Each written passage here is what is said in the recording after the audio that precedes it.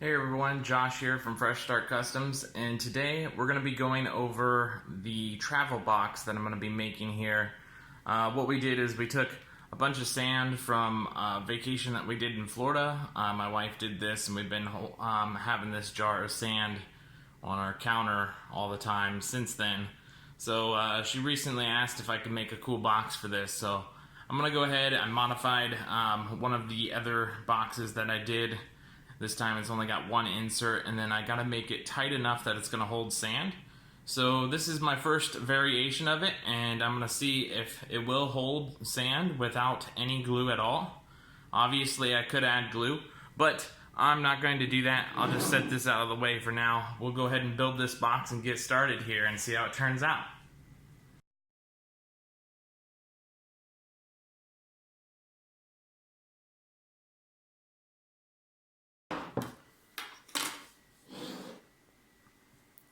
Alright, so as you guys can see, I got it built up to this point here. The reason why I stopped to show you this is I want to make sure the acrylic fits tight enough. So I'm going to just slip this in here right now and then see how well this this sheet in the middle that's going to hold the acrylic in with no glue is going to fit. And it looks like it's going to fit pretty decently. It may be a little loose. It's hard to tell there. Maybe just a smidge, but I don't think it's going to be loose enough that any sand's going to actually get through. And we still have to tighten down the top a little bit. So I think this is actually going to work out pretty good. As you can see, there will be no real seams other than like the actual seams around the edges here. I could put a bead of glue in there since it's hidden all the way around. But like I said, I like to make stuff without glue as much as possible when it is possible. And in this case, that's going to be one of the times. So I'm going to go ahead and put the rest of this together, and we'll go from there.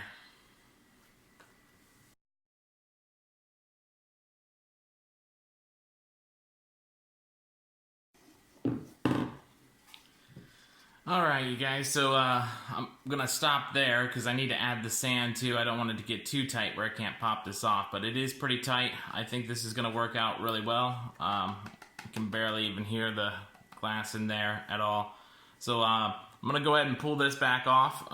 Hopefully I can pull that back off without cracking it there, just so I can get the sand in, and I'll show you guys that in just a moment here.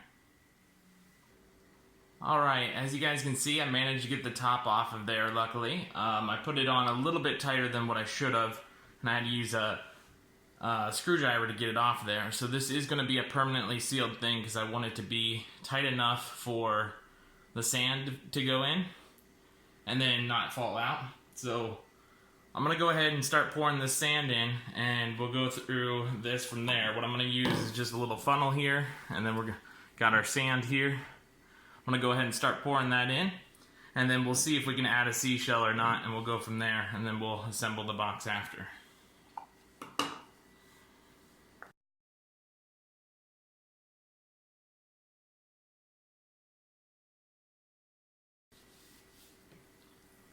Alright, so as you guys can see, I got the sand still pouring in there.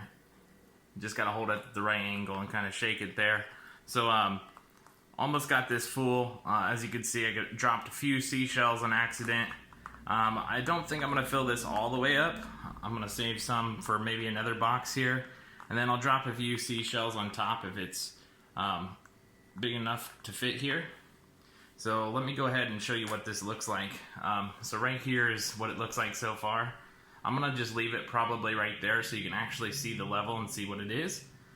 So let me see if I can pull out a few seashells here and see if it's going to actually fit, and we'll go from there. That way we have a little bit of depth to it so people understand it's not just a box of sand.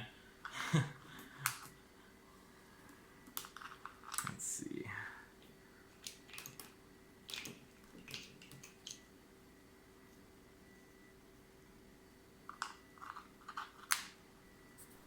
There we go. So I think that looks pretty good. As you can see, I can get in there with the toothpick and flip the seashells around if I want to. It doesn't look too bad as is. I can probably get my finger. No, I can't get my finger in there. It's a little bit tighter, but I can move it, and I'm sure people will want to mess with it with the sand in there. So that's pretty much the box there. I'm gonna go ahead and put the top on, and then we'll call this a day here. And I hope you guys enjoyed the video. I'll show you it after I get the top on here.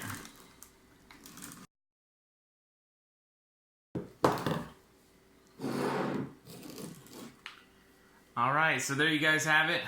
This is going to be what I'm going to call the travel box. So you can put different knickknacks in there from like different vacations. If you can see, there's no sand actually falling out.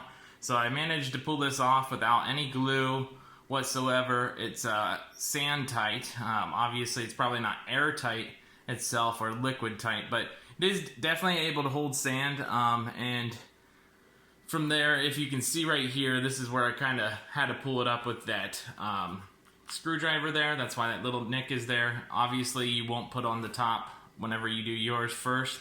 I was just testing this out since this was my first run with this box. Now, this box, just like any other box, you may have to adjust for the materials. So basically, if you look up top here, we have our two slots for the wood that are holding the acrylic in place. And the acrylic is that thin that it's going to be in between this slot here and then this slot right here. So that little tiny area right above my finger, that little tan area, is right where that acrylic runs all the way across. So you may actually have to push these two slots backwards if your acrylic is thicker, or forwards if it's thinner. And then same goes for the bottom as well. I'm not going to flip it so the sand goes to the top because I don't want to mess up my seashells there.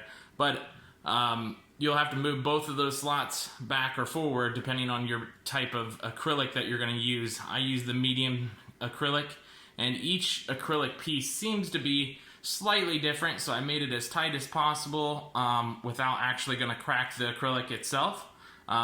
So as you can see, you can't even hear it now that the sand is there. So that worked out pretty well. It gives it some depth, and then if you look in there at an angle, you can kind of see some of that depth that I'm talking about. So this worked out really well.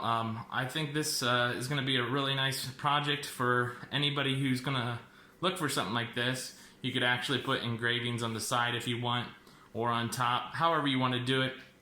And that's pretty much it. That is the travel box there.